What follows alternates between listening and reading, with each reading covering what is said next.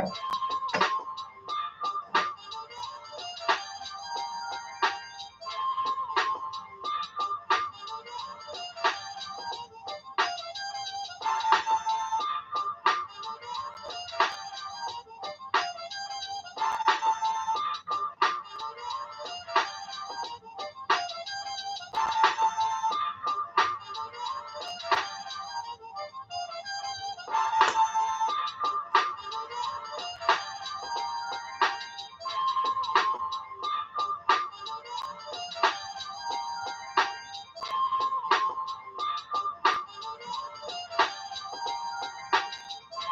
right, guys, welcome to another episode of Above Average Black Men. I'm yours truly, Chris Bender Sr., flying solo tonight. My sons are out celebrating Valentine's Day. And now I got an echo that I got to fix. You guys see that echo?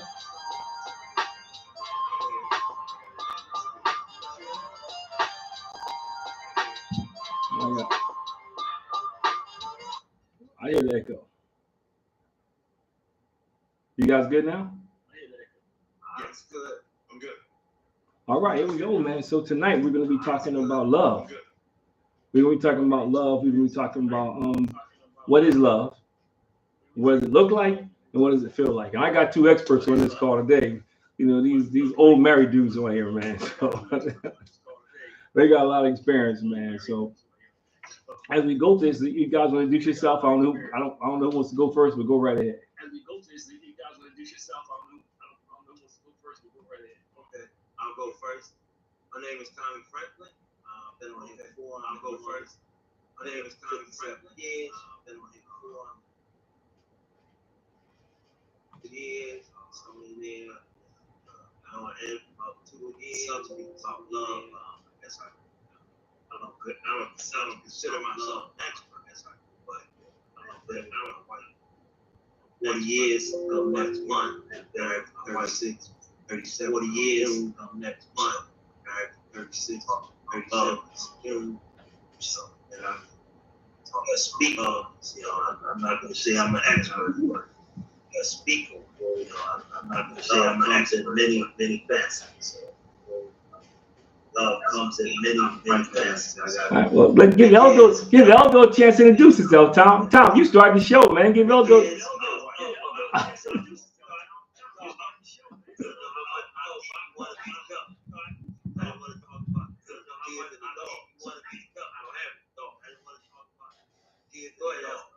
All right, Tommy. So I'm Eldo Gales.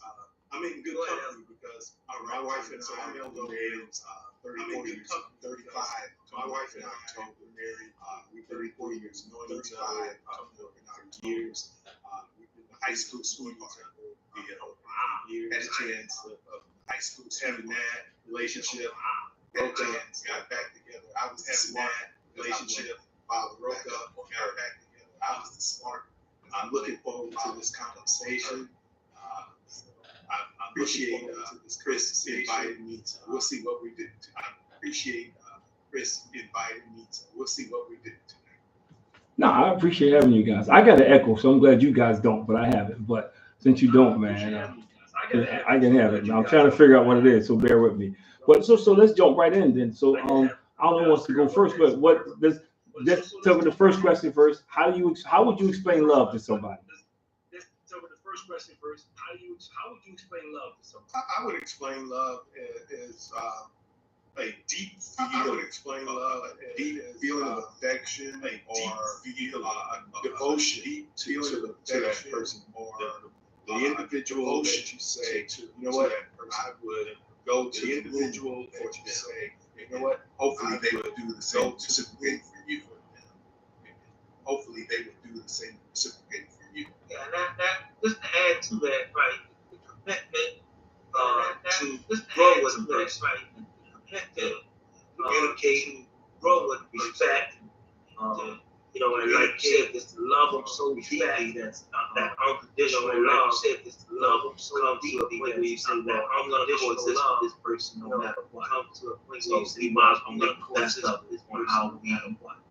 So we might as well grow together on how, you know, but also keeping our own growing together, you know, but also keeping our own individual So and also, let me just piggyback.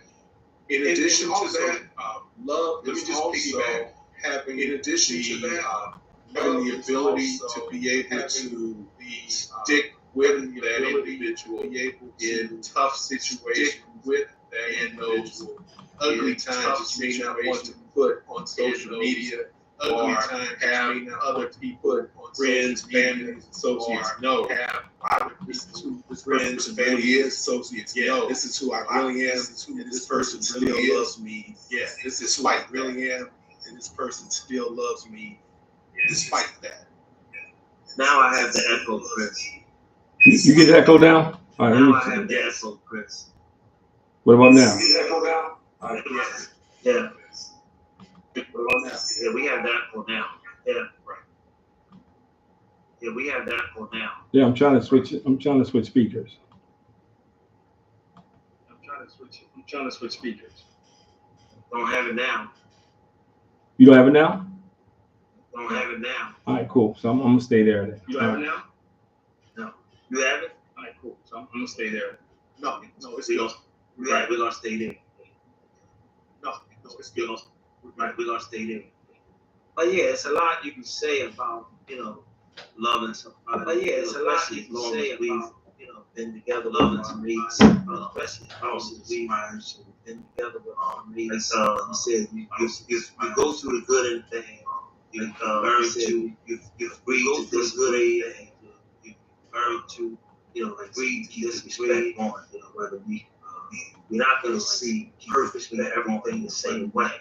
But we're not going to see honor and respect that person.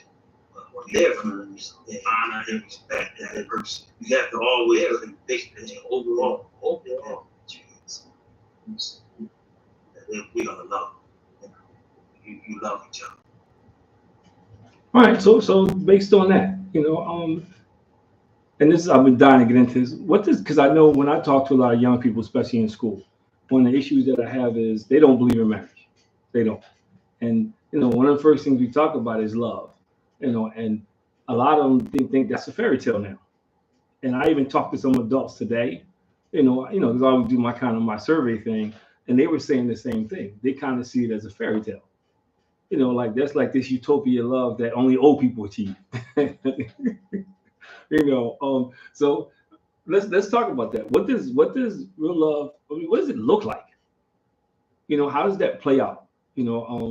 Like I know for me, and I give an example. It looks like I have this statue that I got when we first got married, and the statue is these two old people. These two old people with gray hair, they both clean the board of health. They like 80 years old, man. And I'm thinking like that's love. That's the goal. And how it plays out is, not just all good times, but even the bad times, there's a certain cohesiveness. People still know you together. So to me, what it looks like is when people not just hear it, but they see your commitment. You know what I mean? You can be married 39 years and still look at your wife and still think she's sexy. So to me, that's what it looks like. You can still go out and hold hands. Your kids look at it as a model. I'm like, yeah. So I mean, what does it look like to you? Elder laughing. Keep this PG, man. Since you called my name, I'll go ahead and start it off. So here's one way that love looks like. So my wife, best friend, her name is Valerie. Valerie is celebrating her birthday today. So she lives in another state, different part of the country, but my wife wants to be with her and wants to spend time with her, but it's not practical for her to do that. So this morning, we got on FaceTime, put on our hometown gear, and said happy birthday to her. Both of us we were singing happy birthday song, the whole nine. It was a very silly gesture, but it was love because my wife is missing her friend. She wanted to be there with her. I wanted to support my wife. Her friend is her sister. And over the years, Valerie has become my sister. So that was a way for me to convey and show love to my wife that I know you want to be there with your friend. I know she means a lot to me. She's been through the ups and downs with our family, through losses that we've had of parents passing away, etc. Births of children, graduations, you name it. And what I could do is be there to support my wife and show that love for her, to say that, baby, I hear you, I see you, and I've got you. Yes, and I agree 100% with that as a tough one to follow. But I'll say that Chris and I, often we talk about this, in fantasy and whatever, that our wives are our biggest supporters, and they are. I know my wife; she is my biggest supporter, and I try to be hers in return. I try to support her through. Even like I say, even when you agree, and even when you agree to disagree, that you say, well, I'm still going to support you, even though I may not agree with you on this term. So you coming out of left field with that, but I'm going to try to support you best I can, and respect me for not totally agreeing with you, but accepting that I will support you. We also say that they're our biggest critics, and when we say they're our biggest critics, hey yo, remember you being recorded, bro. Remember you being recorded. I've had this conversation with who's important. She knows that I know. Yeah, but now you dragging us in it though. Now you dragging us into it though. Oh, my bad. That's my bad. I'm only joking. I'm only joking. Because the criticism that's given most of the time is good criticism. Is criticism that is needed. When somebody that loves you, they only criticize you to tell you what they believe that would be better for you. Yeah. It may not be right, but they believe that it would be better for you if they tell you, hey, look, now that's not right. I don't like that, or or whatever, or even as simply as can you lose some weight, please? something of that nature. But it's all out of love. So yeah. I mean, but I think, and I agree in totality everything you said, but I think that's what's missing today, because that's not the message that's being communicated to the next generation. For instance, I know people in our age bracket, they start off with all the most negative things they could possibly think of about marriage. Especially when they're talking to young people, they just start, going down this winding road. And to me, one of the greatest things about marriage is, and I'll talk about mine, is that we have grown together. We're not the same people we were 39 years ago. Thank God I'm not the same person I was 39 years ago. I'm sure she probably get hit for that one too. But I think to me that was one of the greatest part of the journeys. When you look over at somebody and says, this has really been to death do us part. You know what I mean? This has really been, my partner through good, bad, different, ugly, the whole thing. And I think to me that's what love looks like.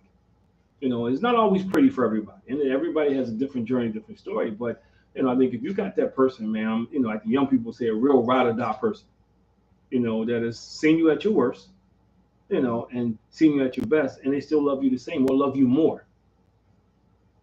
After a long time, because people say, and I want to hear your feedback on this, because the most common things I hear all the time is that's a long time to be with one person. I have not quite figured out what that means, but that's like the first thing people say. So does that mean you just got to keep trading around? No, but so what are your thoughts on that? Because you guys, we all been married multiple years. Yeah. Those are like not me. Well, for whatever reason, it doesn't seem like a long time to me, and that's the day. Now maybe that tomorrow something could happen, and I was, oh my God, how did I stay together this long? But in reality, I know, I love this person, and this person loves me back. I think we talked about it. In reality, I know that every time it's not going to be 50-50. If you think it's going to be 50-50, then you looking for the wrong. Sometimes it's going to be 90-10. You know, I mean, I've seen times when I've carried the ball maybe 100-0. You know, but I could turn around and say, wow, she carried the ball 100-0, or she carried the ball 90-10.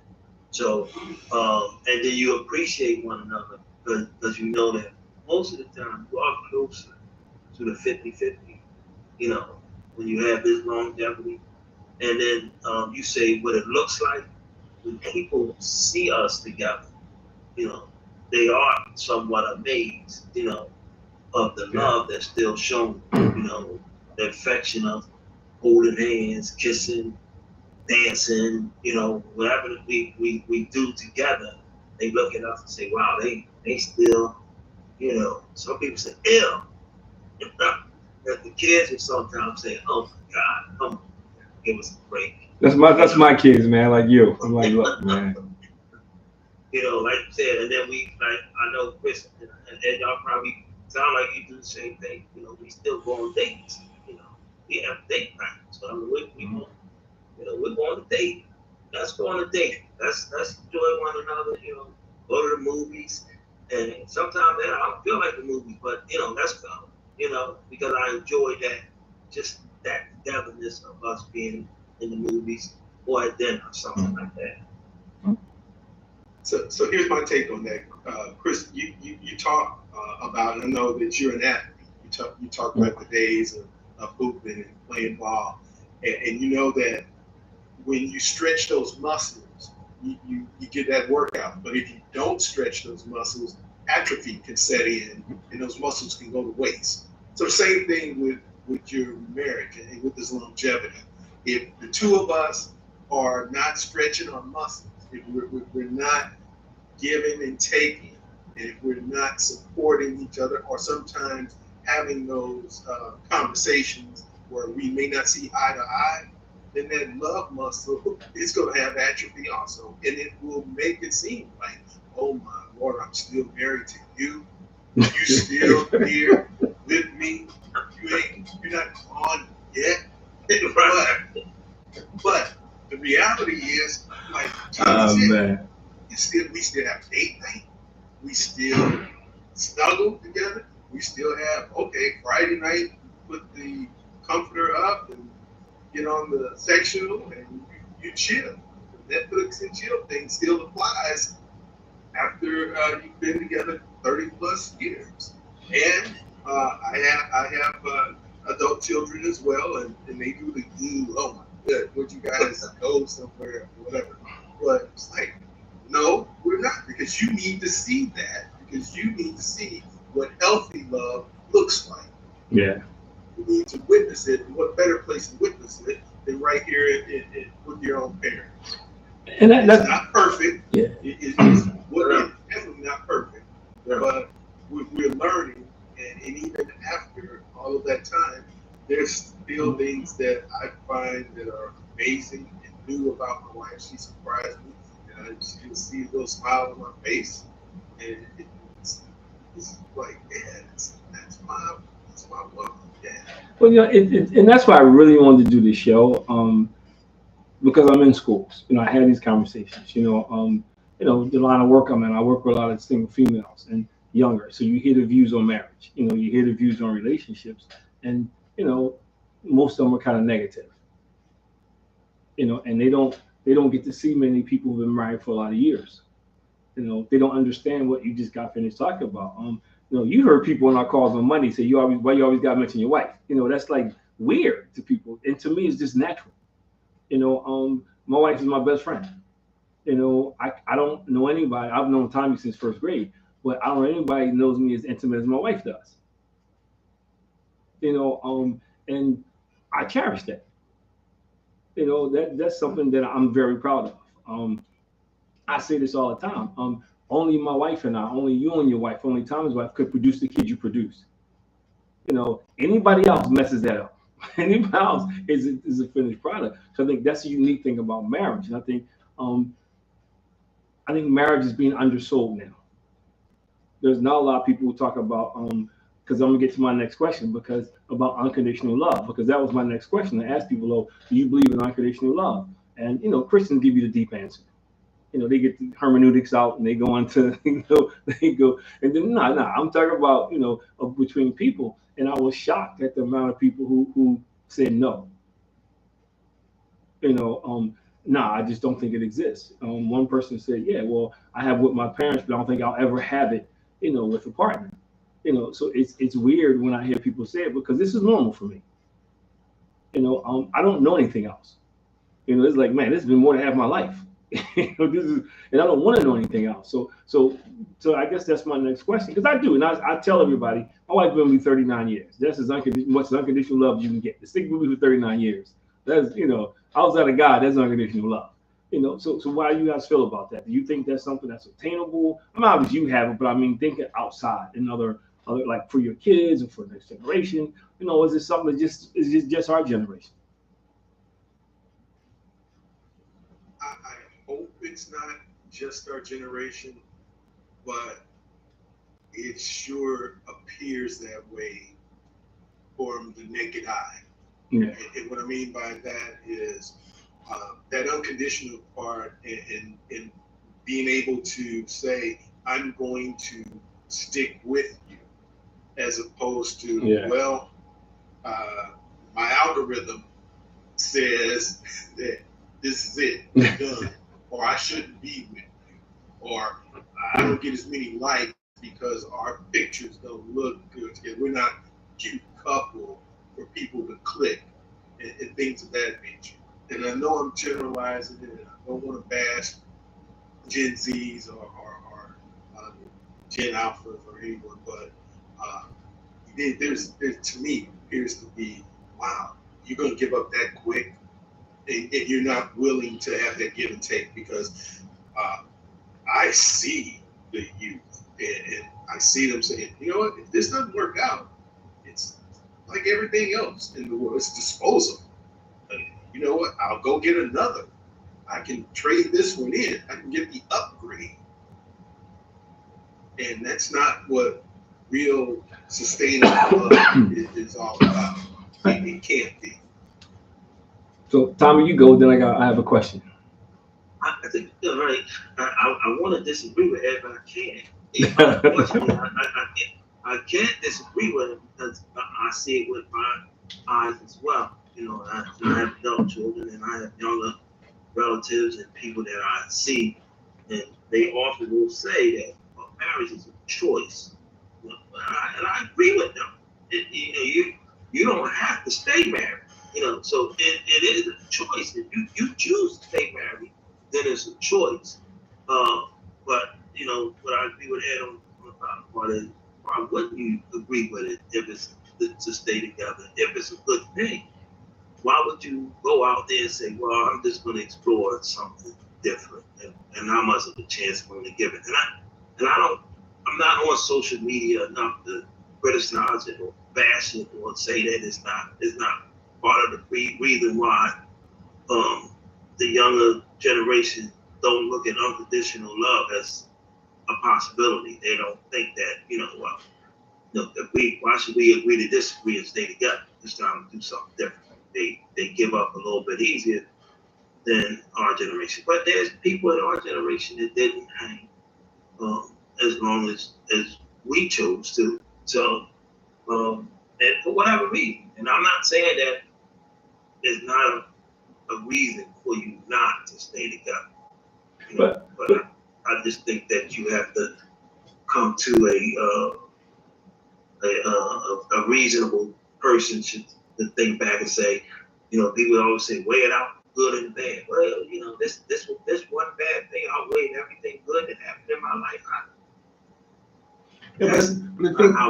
When we hey, talk Chris, about, can I just add? Yeah, go ahead. Before you ask the question. So what I told my wife before we got married, when we decided to get married, I said, I'm doing this once only.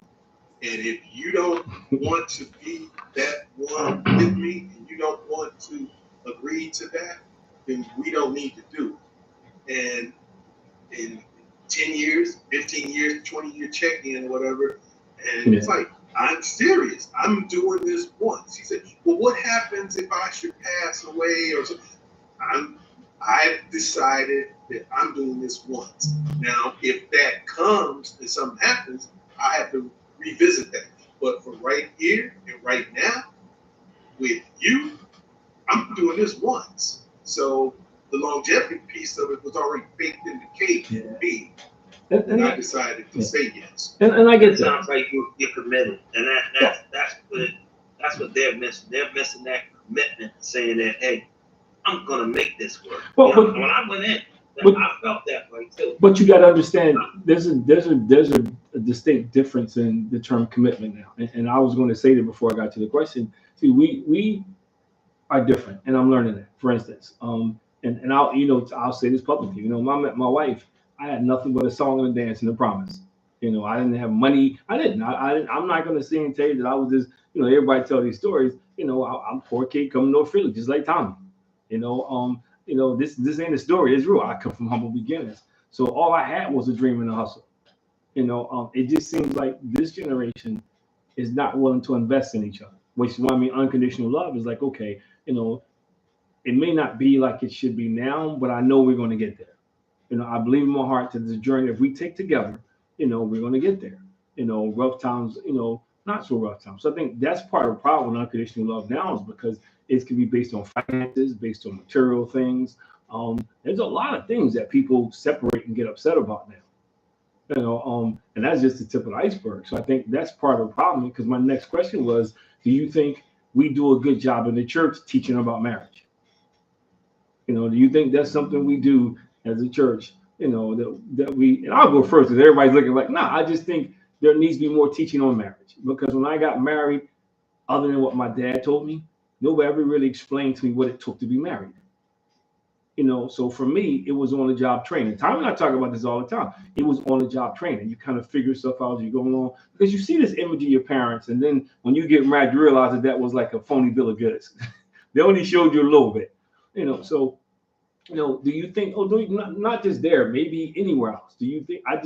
And I'm curious what you think about it. Do you think we do as a society do a good job preparing people for what marriage is really going to be like? Silence. Short answer. Yeah. No. All right. But I'll expand on that. I think that there are some churches and some congregations that are making the attempt, and they have an understanding. If you look back at maybe our parents or grandparents' generation, they have those examples that stick to itness, that we'll both rub our nickels together and we'll make a dime. We'll do what we need to do to make it and hopefully have an example for the next generations to do that. And some churches do it and others do a better job at it, but I think it depends on the leadership. So if the clergy, the pastor, the leader, whomever, if they have a solid understanding of what marriage is and the benefits of having a solid family structure and the growth that comes with that, then that congregation can grow. But if that individual may be on rocky road when their own personal marriage, or maybe not even be married at all, and it doesn't see that as a priority, they see eradicating homelessness, they see dealing with social justice issues and things of that nature. Maybe their focus is going to be more on that. But as a whole, I think the church, and this is not limited to denomination, not limited to culture, not limited to North America versus Europe versus Australia, wherever. I think as a whole, to your question, a better job to be done. Well, so and I'll get you in a second time. See, this is my I'm not gonna say it's my pushback, but if you're saying that the family, is the core of society, you can measure the health of society by measuring family. Why aren't we even as society invested in it? And I'm saying, for me, I think I'll looking at you. I do a lot of stuff in fatherhood, and so a lot of times guys would tell me, "It's great that you share this with me, but who's telling my wife this?" I hear that a lot. My wife needs to hear this. And they belong to churches. So, and I'm not knocking any church in particular. I'm just asking because for where I sit right now, church is probably the place where you probably get the most reliable information because of the media, the news, and everybody distorts stuff, and everybody kind of add their own twist to it. For me, and some people say I'm a religious zealot because of this, but I think the Bible is the main ingredient when you talk about a healthy marriage. When you talk we talk about family. So that's why I asked the question, because a lot of people get married in the church. They don't really know what it takes to be married. They have no idea. They just think, I love you, we will get married, and the sky's always going to be blue, the grass always going to be green, it's always going to make the bank account, tank of gas goes in the car. They don't get the things that you got to struggle, to go through to grow as a couple. Somebody said that to me today, like, yeah, man, marriage is great until you start having problems. So we kind of chuckled, but would it be a healthy marriage if you didn't have problems? Because how do you get to know each other? How do you know that somebody's going to stick with you through thick and thin unless you go through some stuff? And this brings me back around to, and then I go to Tommy is unconditional love. Understanding that Chris is not going to be perfect. And there's going to be times when I think Chris is perfect, but there's going to be times, a lot of times, when I think he's not. That's the time like I love him the most. So I think we kind of lose that. And I don't, I see it a lot in our generation, but I don't see it in generations following us. And there's some in our generation, to your point, Tommy. I think decline in marriage is something that's been going on years and years and years. But it just seems like we reached a point now where it's almost, it's not as prevalent as it once was. It's not, I want to get married. Now I just want to shack up. I have the kids tell me in high school, I just want to have a baby. And so it's just interesting. So now I'm sorry, Tom, you can go, about the whole unconditional love. And do you think we should be doing a better job teaching it? Just my own personal experience, not a lot, but when we got married, we got married in her church. That's her church all her life. She went to. So when we met with the pastor, well, then he did enough as far as I was concerned. He met with us as a couple all of 2 minutes. He met with me as an individual who he didn't know nothing about all of 5 minutes. And but he met with her for maybe an hour. That kind of concerned me. I was like, then when she came out, we got back together. She said, "What did you say?" He was telling her about that heathen she about to marry. No, I'm only joking. He told her, if you loved him 5% as much as he loved you, how it work. And he only met with me for 5 minutes. But he didn't know. But he told her, if you loved him 5 to 10% as much as he loved you, how it work. But I think the teaching should be ongoing, not just premarital. Not just premarital counseling. What I'm saying is, I think there's a lot of people coming to the church who are newlyweds, and they don't have a clue. They go into the premarital counseling, and they know what to say. They hear some stuff, they respond a certain way, but they still don't know what it takes to be married. They think they get into this situation, and it's going to be a honeymoon forever. Personally, I got a funny story. My wife's not going to think it's funny, but my counseling didn't last too long because I was asking too many questions. Dude was like, "Nah, we ain't going to this, bro. You done." So I mean, he was like, "Yo, this dude." He was like, "Yo." So I got cut short. So I don't know if that's a good thing or a bad thing. I don't know if he was like, "Yo, this dude,"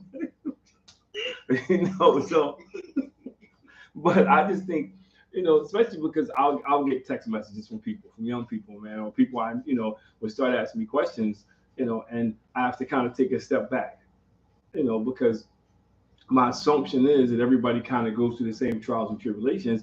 I have to remind myself that even though we handle them different, and we handle them based on the information that we have.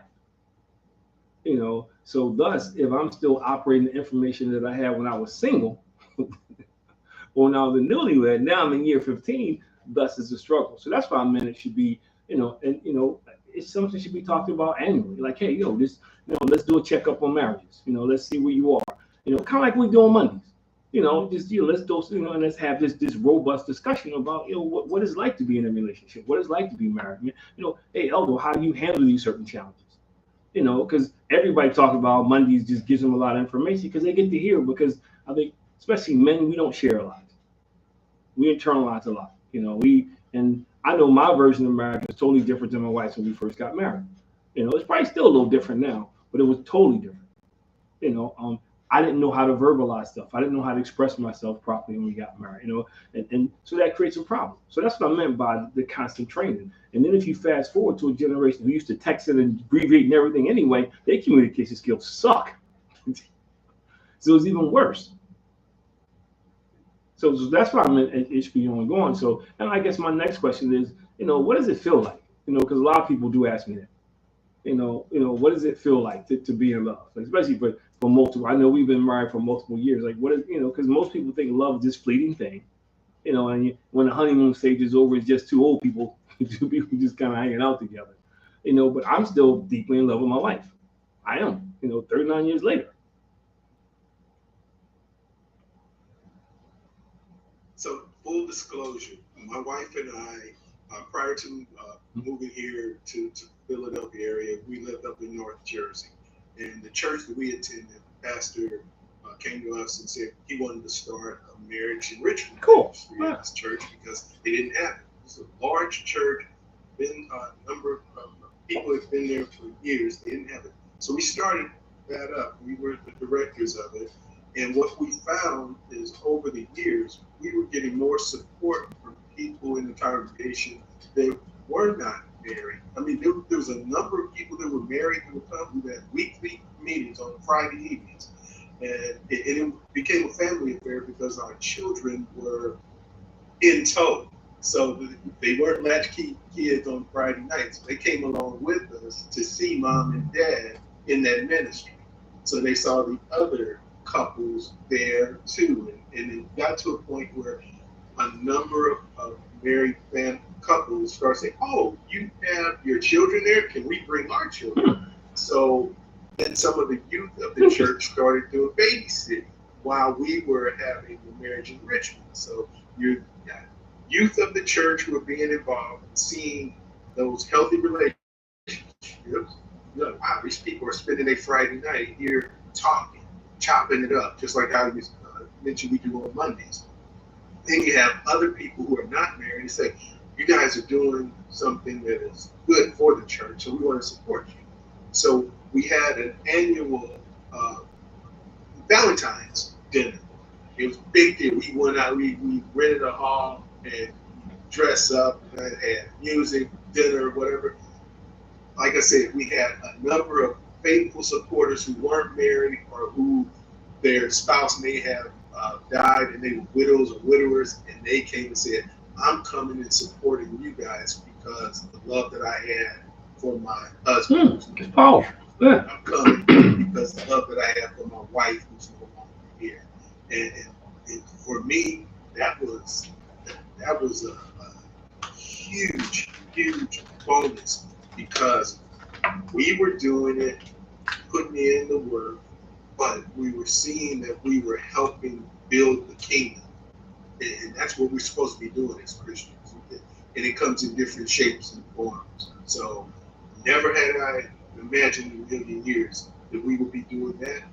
But by doing that, now my wife and I are still here. And I believe that by us giving of ourselves in that way, it helped to strengthen our marriage and helping us to stay focused. So to answer your question, Chris, and I can't answer any better than that. I don't have that experience, but I would welcome not saying that I needed it, but I think that that's something that if the churches did do to help support people in their growth, as we sometimes, like on Monday night, we do reflections on business statements that we had. And we look at the business statements and say, well, this is where I was 5 years ago. This is where I visualized myself to be 10 years from now. Did I visualize? Did I ever visualize myself as Chris said, that they started off with a picture of an old couple, and they was like, that's what we want to be. So you have that vision that will support you on what your next step is in life. And then I think, as far as he's saying, in church could be one app, like you said, it comes in many, that you could reach out and say, hey, there's something that we can do and grow and help us grow together. And to that unconditional, and keep that unconditional love going between us. Well, not just church. I mean, even like Eldo said, I mentioned church because I know that's our center, but I'm saying, like, even if couples would adopt other couples, you're like, okay, I know you just got married, man, or and I think even in that sense, just because some people have never had a good model of a healthy marriage. There's a lot of people now and who are getting married who come from single family homes. I'm not knocking single family homes, but if you're in a single family home, that's not a good model of what a marriage is. And there's some people in a home with a mom and dad that just wasn't a good model. So I think healthy marriages is about duplication and multiplication. So how do we maintain that? Because without those two aspects, I use Mondays as a perfect example. We started Mondays about what, 2-3 years ago. Time was like 5 of us, maybe 8 of us. We average like 25 guys on Monday now, and that's why, because people are sharing information, people are learning, people are growing, people are stretching each other. It's a free space where people can ask. There's no dumb questions, and everybody's going to get an honest answer. Eldo is not going to blow smoke. This is what's going on. But we don't have those spaces for a lot of people who are married.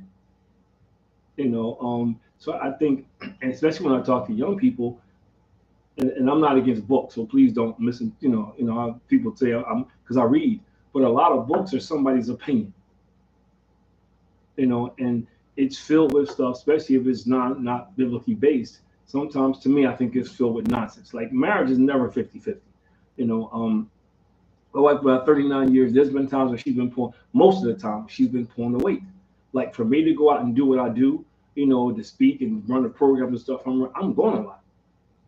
So, and even when my kids were younger, Tom, coaching and different things, man, and the immature state we went from playing on the ball we were playing to now, she carried the bricks in the wagon for a while, man. And there's times when I do a little more. So it's never 50-50, but that's what they tell people. And some people get deep. Oh, what's 100-100? Yeah, you still crazy. Because that's not what it is, though. Because they say that to sound deep, and it's not. Because I think anybody that's been in a healthy relationship will tell you at one time or another, somebody's been pulling away. And that's not a bad thing. Because if you're in a relationship, you want a partner who can pull the weight when you can't. And you want a partner who's not sitting there saying, well, I did the dishes 3.5 days, so you got the other 3.5 days. Yeah, I'm going to leave them in the sink until you get home. Well, I'm just gonna cook half the chicken because you got to cook the other half. So I think, I think we've kind of fallen into everything is a measuring stick. I think even marriage is like a competition now. What have you done? What are you doing? I gotta top this. And in my marriage is not. We have clear, distinct roles in our relationship, and it works for us. And we say this all the time. I love saying, we're not perfect, but we're perfect for each other. Because ain't nobody's putting on me for 39 years. Ain't nobody's putting on me for 30. Look, I say that all the time. I know I've been a handful. I do it point blank. So I think, that's why it takes me back to, I think we don't talk about love enough. We talk about these other things, or even in church, we'll talk about, and I'll take a step back. We talked about this Monday. Remember Monday we talked about on the card. I think a lot of people struggle with love because they haven't learned how, if you don't, and I know people will think I'm getting deep, but I think if you have never experienced the love of God, it's hard to love yourself and love somebody else the way it was intended to be. That's just my humble opinion. Because I know when I wasn't in the church, what I thought was love was really just lust. It was based strictly off of emotion. But then once you experience the love of God, you realize, and it's not just an emotion and it's not just a choice. You know, it's a commitment and it's a standard. And I think that's the things that I think that need to be shared, that people need to understand, like, yo, there's a lot. And that's why if I could have got more brothers, I would have got them. You know, they need to see more of this, that, you know, men talking about marriage, not bashing their wives, not in a bad way, and celebrating marriage. You know, not just on Valentine's Day. I grabbed you guys because I know you guys talk about your wives, not just on Valentine's Day. You know, so I think that's the kind of conversation we need to have. So how would you go about passing that on to the next generation? You know, we all got kids, man, and they may get married, may not get married, man. But even outside of that, how would you go about passing the message, the positive message of marriage to the next generation? Well, me and my son had a conversation, and he clearly spoke something similar to what we're talking about. As far as he see us as a great example of how, you know, marriage should be, but he also see that may not be the way marriage will be for him, you know. So he's like, well, I don't know if that's possible. I said, well, he started out, I was like, I'm doing this. You know, my commitment was, this is it. You my wife. And that, you know, I'm not on it. You know, if you try to leave me, you know, it's gonna be a challenge. You know, I'm just that deep to her. You know. So you know people that know people, right? Oh, absolutely. Right, I know people that know people. You ain't gonna know it. No, I was like, I'm doing this. I'm in this to stay. That was my commitment to her, was that I'm in here to stay. You know, I don't know what you can do to make me ever want to do something different. You know, so, and that's what my commitment is. And my kids, they tell me they see that. You know, my elder, I know Chris, they look at us sometimes and say, is that real? Is that phony? Yeah. You know, even my brother, you know, he's a little younger than me. He'll say, like, you know, until he got, you know, he just reached his 25th year in, and he's like, I ain't going. She's the one for me. She ain't nobody put up for me with these 25 years. She ain't. He said, I know who I'm not that guy that nobody was gonna put up with 25 years but her. He says, and she still, you know, looks at me sometimes and says, yeah, but at the same time, she's there for him. Like, wow. So now he's to the point where he said, I'm not going. So he just arrived. I was there day one. I was there, and I was, you know, I'm blessed and fortunate to say that. But I was doing day one. He's 25 years in, and now he's to the point he says, she can't be. I can't have her. She's the one for me. She's the one for me, and I'm the one for her. So if you're fortunate enough to marry your best friend, that is already at third base. So you've already hit a triple by doing that. But if you get together at a different stage in life, and you may not marry your best friend, you have to start with being friends. Yeah. And then grow from there. And if I would tell the youth or younger generations, you've got to not look at it like you said, Chris, the percentages or 100%, 50%, or things of that nature. Just look at, here is all of me, good, bad, ugly, indifferent. Here is all of you, good, bad, different, and ugly. And together, we hopefully are going to make those good days outweigh the other stuff that will happen. As long as you have breath in your body, things are going to occur, things are going to happen. You're not going to agree. You can't. And if you do, there's something wrong with you. Yeah. So my wife never expected me to agree with her all the time on everything. She may ask me, well, how do you think this looks? Now, I may be smart, wise enough to not say certain things.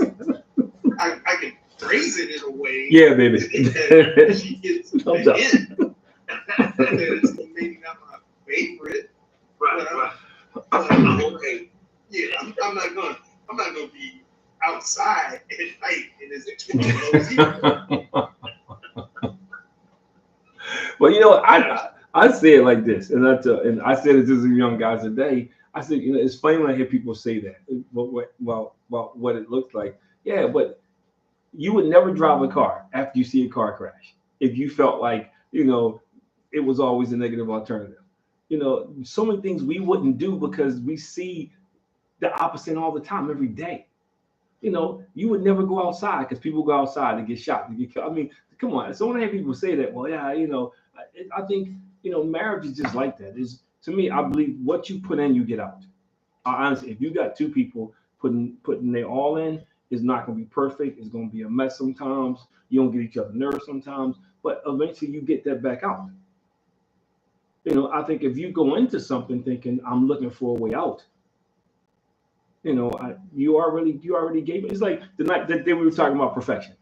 You know, remember the night we got into a whole discussion about when I said the goal is to be perfect, and you know, I've always believed if you're not trying to be perfect, you never reach excellence. Because you try to be perfect and you fall short, you hit excellence. If you're trying to be excellent and you fall short, you have mediocrity. There's a huge difference. There's a huge difference. So what you aim for. So I think in your marriage, you know it's not going to be perfect, but that's the goal. Your goal is to try to get, like I try to get better. You know, I don't keep, you know, I do. You know, how can I be better? How can I be better? You know, I've matured. I learned to ask my wife, hey, what can I do for you today? What can I do for the, you know, I've learned those things. You know, I've learned when we have a disagreement not to get mad and start pouting. You learn those things. You know, but I think that's the great thing about growing old with somebody. You know, You have to have a short memory also. Yeah. Chris, Yeah. To that point, you cannot bring something up. So we've all been. No, you can't. They can, but you can't. Yeah, we've been together with our wives for as many years as we have. You can't bring something up from 1993 and it's 2024 and say, you remember when? But you know what I say? That whenever I hear them, they're the worst two words you ever hear. Remember when? Nothing good ever comes out of that. But I think this is why there needs to be more conversations, you know, especially with black men around love, because I think most conversations you see when it comes to black men is the worst side of it. You know, is I got multiple baby mamas, I got this going on, I got this going on, or I'm bashing this person, I'm bashing this person. You know, it's very few conversations where people are talking about, yeah, we had some trials and tribulations, but you look at us now. You know, or I see this all the time. I know Tommy and I joke about it. There's not a thing that I have right now that we have not gotten together. You know, when I walk around this house, I think of everything we have now. You know, there's nothing that I have that we have not worked to get together. And there's some things that she may have put some more work on it, but it's everything we've accomplished together. You know, I look back at our life and I say, man, you know, I don't know if I could have done that with anybody else. You know, that was the right person. That was the right person, man. That was the only person that I could have got with to get me to where I am now. And I believe that on my heart. I know everybody say, oh, well, you know, I don't believe in fate. I don't believe in luck. I truly believe that's the person God set aside for me. And God knew when he put us together, you know, like, yo, this is, you know, and the Bible says, I knew you before you formed your mother's womb. He knew he knew what I needed. You know, he knew the help me that I needed to get to become the person I am now. Because I don't think anybody else could help me get here. That's just my humble opinion. And you know, Tom, you know me when, so you know you saw the change, you see the things that we went through. You know, so I think that's how I look at love. I think love does that. Love, when you with the right person, you know, love, man, look, you know what the Bible says covers a multitude of sins. Well, it covers a multitude of blemishes, man. It does, man. It's like it's a perfect makeup, never smears. It just goes over and you keep rolling. I think that's the message that needs to be. Like I would love to have a roundtable discussion with like about 10 dudes, just have a kind of conversation. Like, yo, what is it like to be in love? You know, what is it like to be married? You know, what is it like to and get some young people in there, you know, to see the victories. You know, and to celebrate those victories. And I think that's those are things that's missing, you know, and even in church. I'm not down in church. I'll make that abundantly clear because there's some great churches out there. But I just think we keep talking about family. How much are we really doing to teach on family? You know what I mean? Because we assume that everybody understands what a family is. We don't. You know, and I remember one time I took my kids with me. I used to run camps, and I took my kids with me. And I remember I came out and these kids had my kids surrounded. And I'm thinking, what's going on? And what I found out was they were amazed that they all had the same mom and dad. So they were like questioning them. That's your dad? Y'all got the same mom? Y'all live together? That was a huge, that blew me away. And that was huge. It's funny because my kids now, we still kind of talk about it sometimes. That was huge, and it really opened to my eyes of what was really happening in society. That's how we got to where we are now, because it was a generation who didn't see the positive things. They saw the splits and separations. They didn't see people working through challenges, difficulties to kind of have this. I'm not gonna say finished product because we ain't done yet, but you know what I mean, a more polished product. Tommy, you like you ready to say something, man? You like leaning forward, man. Oh no. I'm just agreeing with you. 100% to that. We don't see people looking at us and saying, "Wow, that's special." Yeah. But and then like you're saying, people look at us and say, "Wow, is that phony, or is that real, or how are they doing that? Is it a magic trick? What's going on with them?" And like you guys are saying, your best friend. My wife is my best friend. My wife is my ride or die. She will, like I say, we joke about the criticism, but the criticism is good. And the support is great. So when you get somebody to support you, every step of the way, then it feels good to be in love with that person. Well, I don't know how good the criticism is, bro, but no, I'm only joking. No, I'm saying the criticism. I know. It's deep. Sometimes it's not. No, I'm be honest with you. Sometimes it's not needed. Because let me tell you something. See, this is the thing about when you've been with your partner a long time, because they don't hold no punches. They just say what it is. They ain't sitting there using flowery words. They're not sitting there. They're not trying to stroke you. You suck, dude. That just wasn't good. You said butter rum 5 times. So it's a little different from them. Man. It's a little different from them. Right. But I get what you're saying. But you know what? With that person also knows which buttons not to push, because if they push them, it could be vindictive. So for them to have the restraint and know, I know you, Eldo, I know where to get you up underneath and really dig in there, but I'm not going to do that. That's love. That's when everybody should have a coffee cup that says, "Vengeance is mine," says the Lord. We ain't trying to get even. But I just think, there needs to be more dialogue like this. So as we close, because we're getting close out, I really, truly, truly appreciate you guys. I enjoyed this time, man. We got to do a part 2. So what are some of your closing remarks? Whatever you want to say, man. I think love looks different for each person. Like I said, I was very fortunate to be able to marry my best friend. So I know that I'm way ahead of the game. And I married up. She definitely was good for me.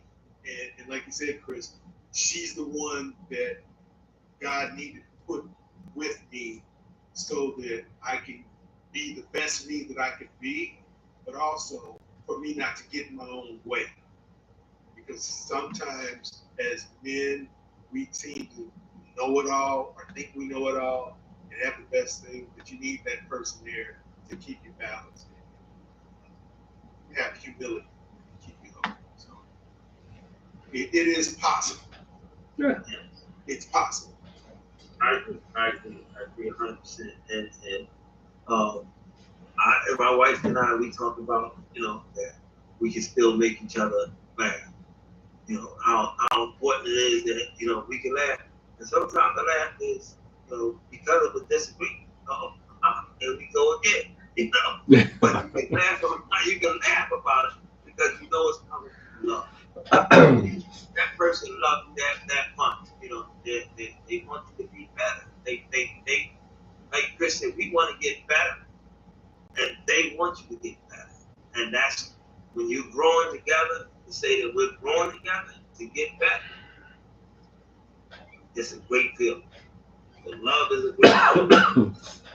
I look forward to part 2. Yes, sir. Well, I commend you guys because nobody's saying anything instead of argument. So you get out of here unscathed tonight. So when your wife is looking at this, you guys did a great job, man. They did a great job on making sure you guys are prepared for this. They're probably in the next room, like, okay, what did you just say? Nah, but I want to close on this. That's what I think is so great about our Monday nights, because we're constantly, I think everybody. I know I say it every time. I think that everybody's trying to get better, and everybody pushes everybody to get better. And I think. Well, I'm gonna stop saying. I think that's what I know. That's what I really love about those calls, because you never know who's going to say what, who's going to drop what nugget. Maybe something that's easy. They say something that's real simple, but it's like, wow. Where did that come from, man? Or so I love that about it, man. I think we need more discussions like this, not just on Monday, but more open discussions, and bring people with us. And my final thoughts, man. I think love is simply this. I think the Ellen love is for listening. I think we have to learn to listen, and not just hear what somebody says, but actually understand, comprehend what they're saying. And I think the O is for oneness. I think a lot of times people get married and they keep talking about the separation and separation. I think it's about being one. What's up, dude? You miss Mackenzie, man. If Mackenzie was there, he'd be doing the same thing, man. Grandpa. No, and this guy loves me a lot too. Yeah. That's my dude, Mackenzie, man. That's awesome. And I think, Loves me too, and I love him too. and we talked about it on, Tommy, when we first started. I think a part of it is most marriages struggle because they don't have a vision for their marriage. They going day by day. Everybody's just doing day by day, man. I'm gonna do this, but they don't. There's no vision there. It's like, okay, what are you trying to accomplish? What are you working hard for? What's the end game? And I think there's a lot to do with it. And then the E is we just don't endure, man. We become a generation, man, who we just quit easy. We just give up, man. And part of it is what you said, because I know if I give up, I'm gonna find somebody else. That's just the motto, man. But I stand on what I said, is that only my wife could have gotten out of me what's come out of me. And I think God connects us to people, to bring out certain aspects in us, man, to allow us to become vehicles for him. And I think wives are that. I know a lot of times we hear the word help me is turned into so many other things, then I think, but originally in the text that God meant it was not just to assist us doing manual labor. It was also to help us become who we're supposed to be. Yeah, it's also, was designed to help us grow and mature, and to kind of nurture us and to help us through those times, and to make sure we had the support that even we did come up short, that we can get up and fight again. And I think that's what's missing, man. But I enjoyed this, guys. I got to get you guys in the studio, man, so we can be live next time, man. Sounds like a plan. I gotta get you guys in there. Yeah, we gotta get it worked out, man. But another episode of Above Average Black Men. Chris and Devin are not here, so I gotta say it. Like, follow, subscribe. Hopefully you guys will like, follow, and subscribe too, man. I can't be on. But anytime you guys want to come back, just let me know, man. Hopefully I see you guys Saturday, man. All right. Please tell the wives I said thank you for hopefully allowing me to have this time. We'll figure something out. We all get together for dinner. All right. Appreciate you, bro. Tommy can afford it, man. So we'll make sure, right? All right, man. I'll see you brothers later, man. Peace, man. All right.